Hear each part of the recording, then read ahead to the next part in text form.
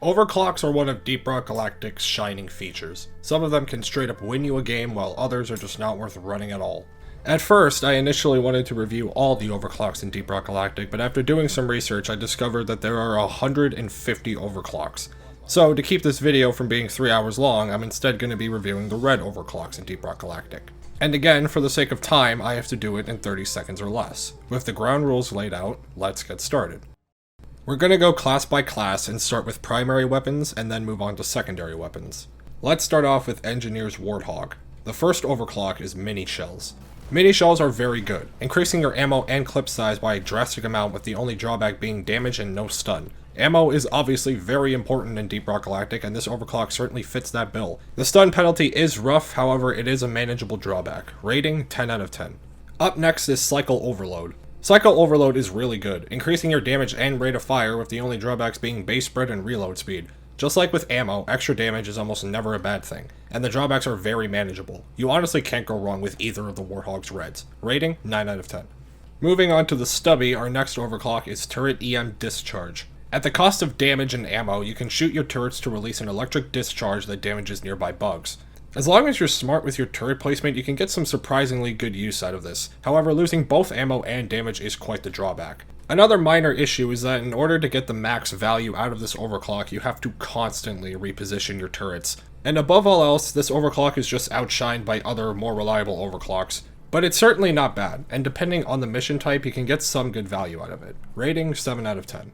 Next up is Turret Arc. Pretty much works exactly like Turret EM Discharge, but instead of an explosion, it creates an electrical arc between turrets. First of all, the range is surprisingly good, and it's excellent at choke points. It's a great overclock for a defensive style of play. However, because bugs can come from literally everywhere, just like with EM Discharge, you're going to be spending a lot of time repositioning your turrets. Also, the friendly fire damage on this overclock is insane, so be careful. Overall, this overclock's value depends on the mission type, but it's certainly not terrible. Rating 6 out of 10. Moving on to the Lock Rifle, our first overclock is Executioner. This overclock grants a 50% weak point damage bonus at full lock, while at the same time increasing lock-on speed. The problem is you lose both ammo and magazine capacity, on a gun that is not exactly ammo efficient. But the weak point damage increase is very nice. Just be sure to bring ammo mods when running this. Rating 7 out of 10. Up next is Neurolasso. Neurolasso has the unique effect of slowing down enemies that are locked on, with the downsides being a slower lock-on time. Enemies being slowed is certainly not a bad thing. The problem is the effect is just not that powerful, and is also heavily outshined by other overclocks. However, do keep in mind that the slowdown does in fact work on bosses, so it does get some bonus points there. Rating 5 out of 10.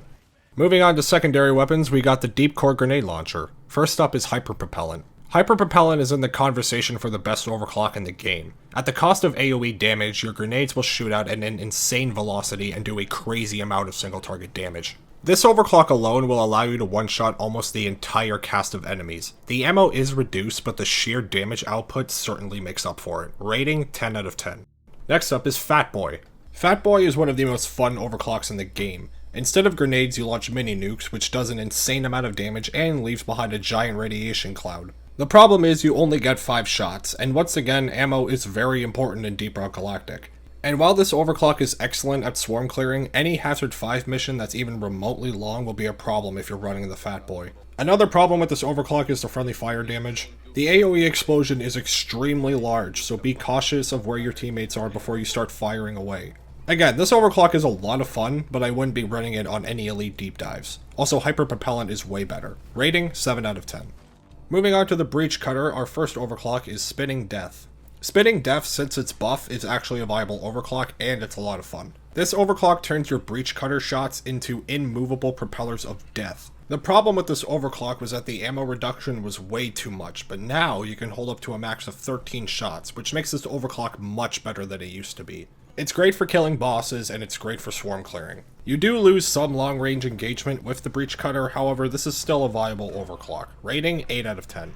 Up next is Inferno. This overclock is complete garbage, and you should not be running it under any circumstances. Rating 1 out of 10. Moving on to the Shard Diffractor, our first red overclock is Overdrive Booster. Overdrive Booster has the exact same effect as Lead Storm and Supercooling Chamber. By pressing R while firing, you overcharge the beam, which does a crazy amount of damage, and it comes at the cost of not being able to move. Weapon switching will cancel the beam, however it will still consume the ammo, so do keep that in mind. This overclock requires smart positioning because mobility is obviously very important, and getting a big damage buff without ammo being taken away sounds really powerful. It's a strong overclock, but you have to be smart when using it. Rating 8 out of 10. Next up is the Plascrete Catalyst. This overclock requires a bit of micromanaging, however the effect is quite powerful. Shooting your platforms with the shard diffractor will result in an explosion that damages nearby bugs. This overclock's value really depends on the mission. If it's a Doretta or Mule mission that involves defending a position, then this overclock will work absolutely great. However, if you're doing a 400 Morkite mission, it's going to be a lot less impactful. Another problem is that you'll be shooting the platforms while bugs are walking over them, which means you don't get the explosion effect, and that can be really annoying. The only meaningful penalty that this overclock gives out is the minus 50 ammo capacity, however the sheer DPS more than makes up for it in my opinion. It's a strong overclock, but it's only strong on certain missions. Rating 7 out of 10. That concludes Engineer, let's move on to Gunner. Starting off with the minigun, our first red overclock is Bullet Hell. At the cost of damage and an increase in base spread, your bullets now have a 75% chance to ricochet into nearby enemies. This overclock basically guarantees your bullets will never go to waste. Despite seeming very strong, the base spread and damage penalty is a very noticeable nerf. And with the right upgrade path, I'm sure you can maximize it for Hazard 5, but the damage nerf is very significant, especially when compared to other overclocks on the minigun. Rating 6 out of 10. Up next is Leadstorm. Pretty much the exact opposite of Bullet Hell. At the cost of movement speed and stun duration, your minigun's damage is now drastically increased. It works almost exactly like Overdrive Booster, but with a lot more ammo. The damage is very nice, and while the movement penalty is a big deal, as long as you're smart with your positioning, you can get good value out of this overclock. Rating 8 out of 10. Moving on to the Thunder Cannon, our first overclock is Big Bertha. Big Bertha has a lot of downsides, like losing half your mag size and losing a ton of ammo. However, you get a very large damage boost and an increase in base spread. While the drawbacks are certainly noticeable, the damage increase more than makes up for it. A general rule of thumb, almost anything that increases damage to this extent is worth running. Rating 9 out of 10. Up next is Neurotoxin Payload. This overclock is actually a lot of fun. You do lose some AoE damage, but the splash damage from your bullets will poison nearby bugs. The poison damage is surprisingly good, and it's actually great for ammo conservation. However, there are more efficient overclocks when it comes to killing bugs, and the nerfs to both ammo and area damage is quite the drawback. It's still a solid overclock though. Rating 7 out of 10. Moving on to the Hurricane, our first overclock is Jet Fuel Homebrew. This overclock basically cranks your single target damage at the cost of ammo and splash damage, with a fun bonus of the rocket being shot at max speed the moment you shoot. This overclock is absolutely great. The damage is great, and it's excellent against bosses. Not an amazing swarm clearer, however, but even despite that, it's a very strong and highly recommended overclock. Rating 9 out of 10. Up next is Salvo Module. Salvo Module looks great on paper. Firing up to 9 missiles at a time does sound very powerful, and it is. Up close, this thing can two-shot an oppressor, and it's great for clearing swarms. The problem is, if you're using the Salvo Module too much, you will absolutely carve through your ammo. But the damage is very powerful. It's a very strong overclock, you just gotta keep track of your ammo. Rating 8 out of 10. Next up is Rocket Barrage. This overclock was just released with Season 4, and it's pretty good. Your ammo and rate of fire is drastically increased, with the drawbacks being less damage per shot, and most notably, losing the missile guidance. First of all, losing the missile guidance is a very big deal. You pretty much lose all form of long-range engagements, however, the huge increase in ammo and rate of fire increase are very promising effects. The damage up close is great, and it's excellent against tanks and bosses. The only problems, of course, are losing the missile guidance and being outclassed by Jet Fuel Homebrew, but aside from that, it's still a very strong and fun overclock. Rating 7 out of 10. Moving on to secondaries, we're starting off with Elephant Rounds for the Bulldog. This overclock doubles your damage per shot and gives you a slight increase in accuracy at the cost of ammo, mag size, reload time, and recoil. The damage is very nice, like seriously, this overclock does fantastic damage, and while there is a large list of negatives, a lot of those can be offset with basic weapon upgrades. As long as you're efficient with your ammo and landing your shots, you're going to get good value out of this overclock. Rating 8 out of 10. Up next is Magic Bullets. Magic Bullets are basically the pure opposite of Elephant Rounds. You get more ammo and the bullet ricochet effect at the cost of damage. The right weapon mods can make Magic Bullets really work even at higher hazard levels. More ammo is obviously great, and despite the damage kick, it is a secondary weapon, so it's mostly manageable. Like I said earlier, it's hard to complain about more ammo. Rating 8 out of 10. Moving on to the burst fire gun, our first overclock is electro minelets. This overclock is not that good. You lose both ammo and damage for the amazing effect of shooting electric mines that attach to terrain and detonate when enemies are nearby. The effect that this overclock gives is just not that powerful, and losing both ammo and damage is almost always a deal breaker for me. Rating 2 out of 10. Up next is micro fletchets. This overclock is actually really good. You do lose a good chunk of damage, however your ammo is doubled and you gain more accuracy. The damage can be offset by basic weapon mods, and doubling your ammo is a very powerful effect. It's not exactly the overclock for any Dreadnought missions, but I can see it being useful almost anywhere else. Rating 8 out of 10. Next up is lead spray. Lead spray is one of Gunner's best overclocks. You gain an increase in base spread, but your damage is increased by almost double. The sheer DPS that this overclock dishes out is so insanely powerful, the base spread increase is more than worth it. It melts Praetorians and Oppressors, and it's great against bosses. The only drawbacks I can think of is its lack of swarm clearing, but aside from that, it's a great overclock for practically every mission at every hazard level. Rating 9 out of 10. Moving on to the coil gun, our first overclock is Hellfire. Hellfire is one of the best overclocks in the game. Your shots now leave behind a trail that ignites enemies within a 2-meter radius, with the negatives being ammo, charge speed, and trail duration.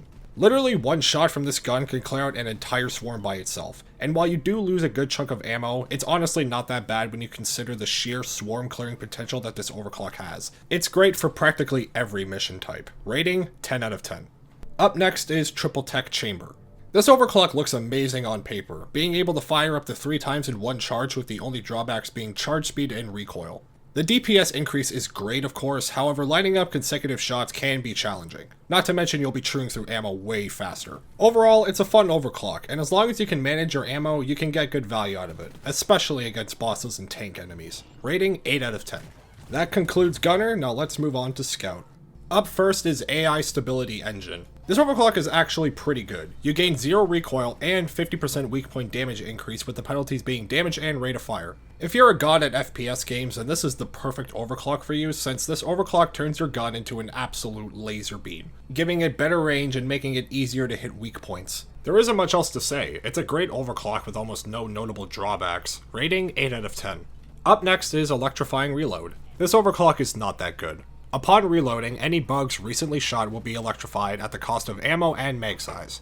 This overclock honestly isn't that great, and it's heavily outshined by the AI Stability Engine. It's fine for most missions, but you're better off running something else. Rating 5 out of 10. Moving on to the M1000, our first overclock is Electrocuting Focus Shots. You do lose a little bit of focus damage, but now your focus shots will electrify any enemy it hits. You want to know what's really funny about this overclock? It's that the nerf to focus damage is exactly 25%. However, if you bring the weapon mod Killer Focus, it will add a bonus 25% damage to your focus shots, completely offsetting the damage nerf. And now you get to electrocute any bug you want with basically no drawbacks. It's really hard to find a problem with this overclock aside from it's not as good as Hipster. Rating 8 out of 10. Up next is Supercooling Chamber. This overclock works a lot like Leadstorm. Holding down the focus shot means you can no longer move, but your focus shots do an increased amount of damage. The DPS from your focus shots is really, really nice. Great against bosses and heavy bugs alike. However, not being able to move is a very severe penalty, but it's a lot easier to position yourself safely with the grappling hook. Again, you have to be smart when using it to get real value out of it, but the insane amount of DPS makes up for most of the drawbacks. Rating 7 out of 10. Moving on to the Plasma Carbine, our first overclock is the Overtuned Particle Accelerator. Your base spread is increased and you generate more heat per shot, however your direct damage is increased. Managing the heat is the most difficult part about running this overclock, and also losing range is almost never a good thing. The damage buff is very nice, however, and running manual heat dump can offset the overheating. It's a pretty solid overclock, just mind the heat meter. It also wouldn't hurt to run custom coil alignment to balance out the base spread. Rating 7 out of 10. Up next is Shield Battery Booster. This overclock was just recently reworked in the latest update, and thank God, because the old version of Shield Battery Booster was terrible. The new version is much better. It adds a shield regeneration bonus while removing the increased overheat penalty. The damage that this overclock dishes out when you're at full shield is insane. Problem of course being even one tick of damage removes the damage buff, but that's why the shield recovery bonus was such a nice addition. Keep in mind that overheating the gun will still destroy your shield, but even despite that, this overclock is much better than it used to be. Rating 8 out of 10. Up next is Thermal Exhaust Feedback. When the overheat meter is over 50%, your bullets will now do fire damage to any bug it hits. This overclock is pretty good. Fire damage is never a bad thing, and not having ammo taken away is also nice. It's not terrible, but it's also not super amazing. It's also outshined by the other reds on the Drac. Rating 6 out of 10. That concludes the primary weapons. Let's move on to secondaries. Starting with the boomstick, our first red overclock is Jumbo Shells. Jumbo Shells grants you the typical damage buff at the cost of ammo. The extra damage, of course, is great. It's an excellent overclock for dealing with tank enemies. The swarm clearing, however, is not that good. However, the sheer single target damage does balance it out. Not much else to say. It's a solid red overclock, but it isn't exactly a game breaker. Rating 8 out of 10. Up next is Double Barrel. Another red overclock release with the launch of Season 4. When running this overclock, you unload both shells at once and your blast wave damage is drastically increased. First of all, running improved blast wave will increase your blast wave damage all the way up to 220, so it's highly recommended when running this overclock. Secondly, this overclock is very strong. The loss in ammo is certainly manageable and the sheer damage makes it a viable overclock to run. It's solid against tanks and bosses and it's great at clearing swarms. It's a very strong overclock, just be sure to bring some ammo upgrades. Rating 8 out of 10. Moving on to the Zukovs, our first red overclock is Cryo Minelets. This overclock allows you to shoot cryo mines on the ground that detonate after a short duration and inflicts freezing damage on any bug it hits. It's one of the more unique overclocks and it's honestly pretty good. One full clip can freeze an entire swarm and the ammo and damage nerf is honestly not that bad. Not only is it powerful, it's also a lot of fun. Rating 8 out of 10. Up next is Embedded Detonators. This overclock works just like electrifying reload, but instead of electrifying enemies, the bullets blow up doing extra damage. It's a solid overclock for killing bugs, however the ammo loss is very significant. You lose a flat 400 ammo when running this overclock, and even with the extra damage, I don't think it's worth it, especially in comparison to the overclock we're about to talk about next. Rating 6 out of 10. Next up is Gas Recycling.